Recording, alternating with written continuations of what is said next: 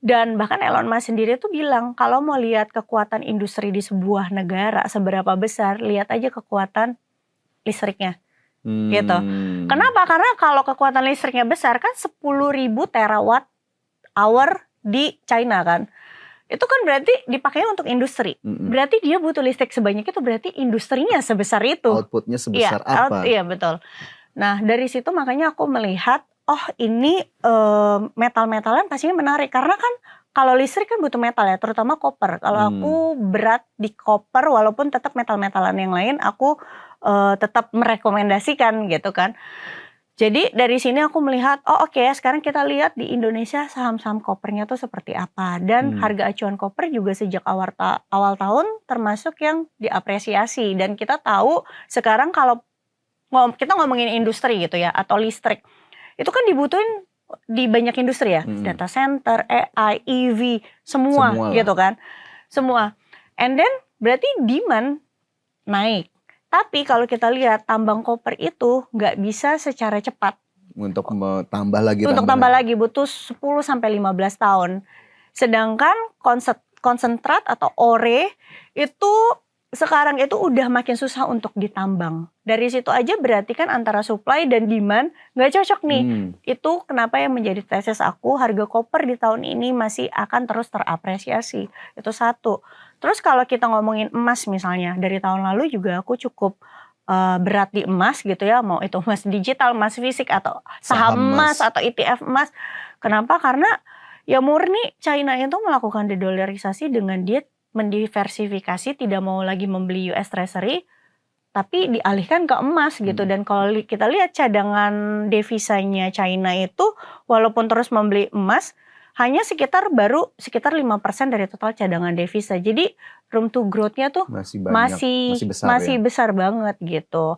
Itu mungkin yang sudah lewat. And then yang ke depan gimana? Ya kalau sekarang geopolitiknya tensinya masih tinggi, which is misalnya kalau Selat Hormuz masih cukup panjang untuk ditutup, maka kan yang berpengaruh adalah minyak dan juga gas itu sendiri. Karena 20% perdagangannya berada di sana kayak gitu.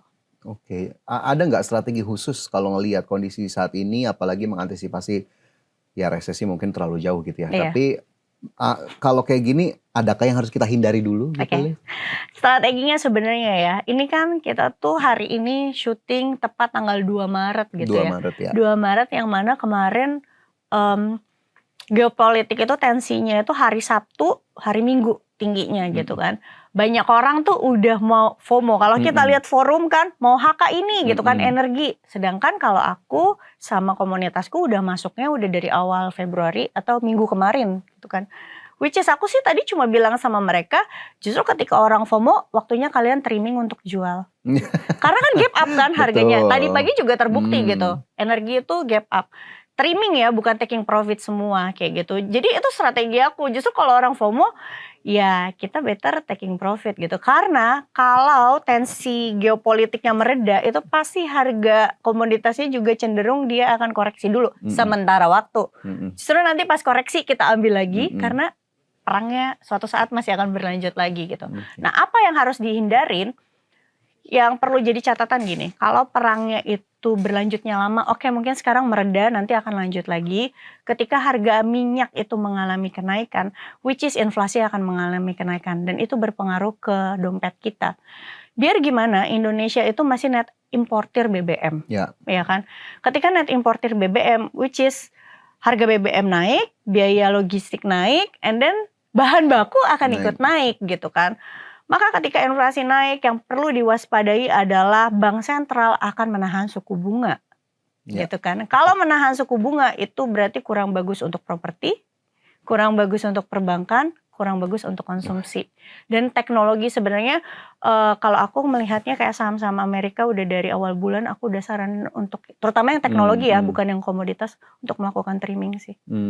Betul-betul, karena memang di Wall Street juga kayaknya masih belum ada firm gitu ya soal saham-saham teknologi ini.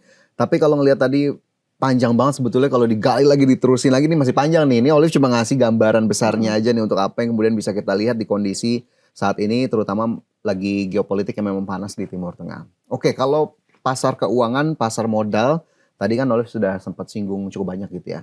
Tapi sepenting apa kita atau teman-teman di luar sana juga mungkin bisa ngelirik aset lain di luar itu, Liv, seperti mungkin emas secara fisik kah, emas secara digital kah, atau mungkin kita ya masih di pasar modal sih, tapi mungkin tebelin obligasi pemerintah. Nah ini seberapa penting nih untuk aset-aset seperti ini? Oke, kita ngomong ke emas fisik dulu ya. Kalau aku selalu berpegangan ke Redilio, selalu bilang Redilio kan namanya lagi naik banget kan beberapa tahun terakhir kan. Sempat ke Indonesia juga kemarin. Iya. Punya deh 10-15% dalam bentuk emas fisik gitu kan. Kenapa? Karena emas itu menurut dia adalah ya uang yang sesungguhnya gitu. Ketika sekarang gini, perang, tensi geopolitik meningkat, terus kita juga dihantuin pada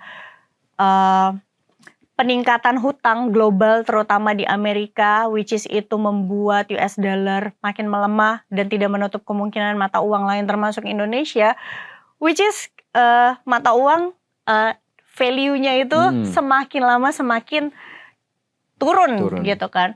Apa yang bisa bertahan melawan itu? Ya emas. Gitu. Jadi bank sentral global juga pada nambahin posisi emas. Jadi yang FOMO bukan cuma kita doang, bank sentral juga gitu kan. Jadi menurutku harus punya emas fisik.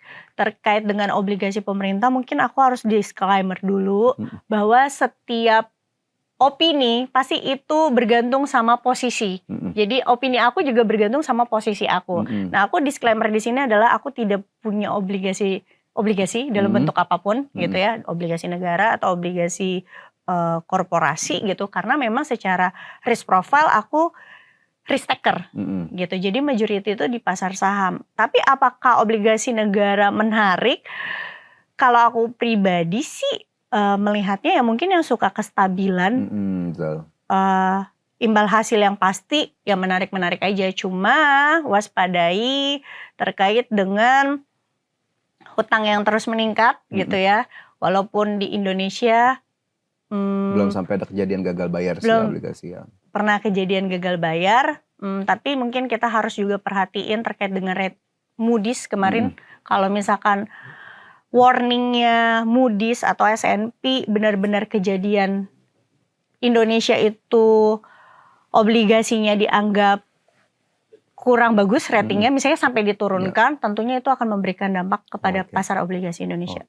Berarti kalau kita lihat investment plan atau trading plan itu perlu ya? Perlu banget. Tapi sekarang kalau udah kekunci ARB mana bisa cut loss juga kan? Paling penting sebenarnya aku mau ngingetin jangan pakai margin. Karena margin itu memberikan resiko tersendiri sih. Gitu ya. Kayak waktu pas kemarin market crash itu yang karena MSCI trading halt, aku dengar ya sekuritas sih nggak akan ngaku ya pastinya. Tapi ada katanya sekuritas yang nasabah-nasabahnya itu terkena for sale ya. For sale-nya tuh karena udah turunnya terlalu lewat dari kunci batasnya. ARB kedua